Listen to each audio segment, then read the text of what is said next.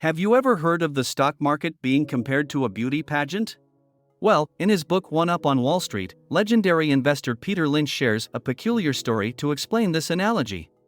In a beauty pageant, the judges don't pick the most beautiful woman based on their personal preferences.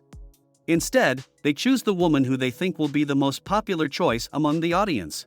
Similarly, in the stock market, the best performing stocks are often those that are most popular among investors, rather than those with the best fundamentals. He believes that individual investors have a significant advantage over institutional investors. In this video, we will cover 5 takeaways from Lynch's book that can help you improve your investment skills and be a better investor. Let's get started. Takeaway number 1. Focus on earnings growth. Let's say you're considering investing in 2 companies, Company A and Company B. Both companies operate in the same industry and have similar revenue and profit margins. However, when you look at their earnings growth over the past several years, you notice a big difference. Company A has been growing its earnings at an average rate of 20% per year, while Company B's earnings growth has been relatively flat. But why is earnings growth so important? For one, it can indicate that a company is gaining market share and expanding its customer base. It can also signal that a company is investing in new products, services, or technologies that are driving its growth. In addition, companies with strong and sustainable earnings growth are often able to reinvest their profits back into the business, which can lead to even greater growth and higher returns for investors over the long term. In fact, studies have shown that companies with high earnings growth tend to outperform the broader market over time.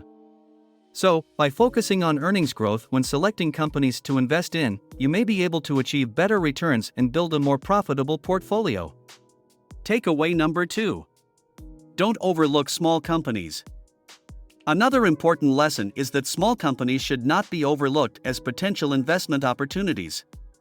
Peter Lynch believed that smaller, less well-known companies often had more room to grow than their larger counterparts, and could provide significant returns for patient investors. As Lynch famously said, "Small companies have a huge advantage over big companies, they have a lot more room to grow." By investing in smaller companies with strong business models and growth potential, investors may be able to capture outsized returns and benefit from their room to grow. Many investors tend to focus on large, well-known companies, but this can lead to missed opportunities for growth. Smaller companies often operate in niche markets or emerging industries, where they have the potential to disrupt the status quo and capture significant market share. However, it's important to note that investing in small companies also carries a higher degree of risk, as they may not have the same resources or track record as larger companies. To invest successfully in smaller companies, it's important to do your research and understand the company's industry and competitive landscape. In summary, Peter Lynch's advice to not overlook small companies as potential investment opportunities is a valuable lesson for investors. By taking the time to research and invest in these companies, investors may be able to capture significant returns and benefit from their potential for growth. Takeaway number 3. Understand the company's financials. Investing can be challenging, but making informed decisions is crucial to achieving success. Luckily, there's a way to gain valuable insights into a company's overall health and potential for growth, analyzing its financial metrics. By assessing these key indicators, investors can reduce risks and make better investment choices. So, let's take a closer look at the importance of financial metrics and how they can help you become a savvy investor. Profit margins measure a company's profitability by calculating net income as a percentage of revenue. By analyzing profit margins, investors can understand how well a company manages its costs and generates profits. Profit margins can also help investors determine how sustainable a company's business model is over time.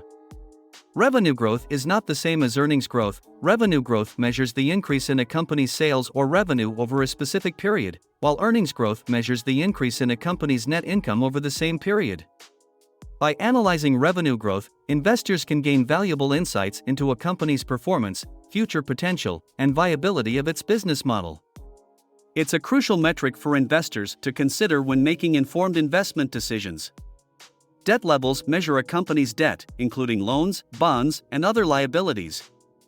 Analyzing a company's debt levels can help investors understand its financial stability and ability to manage its debt. It's an important metric to consider when making informed investment decisions.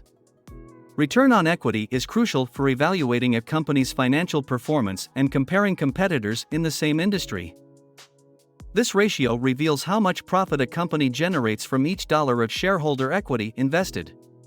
While return on equity helps assess financial stability and potential for growth, investors should not rely on this metric alone. Other financial metrics provide a more comprehensive picture. The price-to-earnings (PE) ratio is a commonly used valuation metric in investing. This ratio compares a company's stock price to its earnings per share (EPS) and helps investors assess the stock's relative value. A high PE ratio may indicate that investors are willing to pay a premium for a company's growth prospects, while a low PE ratio may indicate that the stock is undervalued. However, investors should consider other factors, such as the company's industry and financial health, when analyzing the PE ratio. By assessing a company's financial metrics, investors can gain insights into its overall health and potential for growth. Analyzing revenue growth, profit margins, debt levels, return on equity, and PE ratio can help investors make informed decisions about their investments and mitigate risks. Overall, understanding financial metrics is crucial for making sound investment decisions. Takeaway number 4. Diversify your portfolio and avoid over-diversification. Diversification means investing in a variety of different companies and asset classes, so that if one investment underperforms, your other investments have the potential to make up for the loss. This is why many financial advisors recommend spreading your investments across stocks, bonds, and other assets. However, it's important to avoid over-diversification, which can weaken the potential returns from your best-performing investments. For example, let's say you invest in 50 different stocks, each with a small allocation in your portfolio. While this may reduce your risk, it also means that any one stock has a limited impact on your overall returns.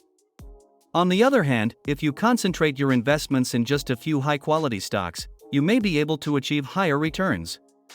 This is because the performance of a few great stocks can outweigh the performance of many average ones. So, how do you strike the right balance between diversification and concentration? It depends on your investment goals and risk tolerance. If you're a conservative investor, you may prefer a more diversified portfolio with a mix of stocks, bonds, and other assets. But if you're more comfortable with risk and have a high tolerance for volatility, you may prefer a more concentrated portfolio with a few high-quality stocks. The key is to do your research and invest in companies with strong fundamentals, a competitive advantage, and growth potential. By diversifying your portfolio while avoiding over-diversification, you can potentially reduce risk and improve your overall returns. Takeaway number 5. Stay humble and learn from your mistakes. Peter Lynch emphasized the importance of humility and learning from mistakes. As Lynch once said, "The person that turns over the most rocks wins the game." This means that by taking a critical approach to your own decision-making process and being willing to learn from mistakes, you can potentially improve your investing skills and achieve better results over time. For example, let's say you invested in a stock that didn't perform as well as you had hoped. Instead of simply giving up on investing or blaming external factors, you could take a critical approach and analyze what went wrong. Did you not fully understand the company's financials or market trends? Did you make an emotional decision rather than a rational one? By acknowledging your mistakes and learning from them, you can improve your investing skills and potentially achieve better results in the future. In summary, investing is a continuous learning process, and it's important to stay grounded and remain open to feedback and self-reflection. By staying humble and learning from your mistakes, you can become a more disciplined and patient investor with the potential to achieve greater success in the long run. So, those were the 5 key takeaways from Peter Lynch's book, One Up on Wall Street. I hope you found them informative and valuable for your investing journey. If you enjoyed this video, please give it a like and consider subscribing to the channel for more content like this. Thank you for watching, and I'll see you in the next one.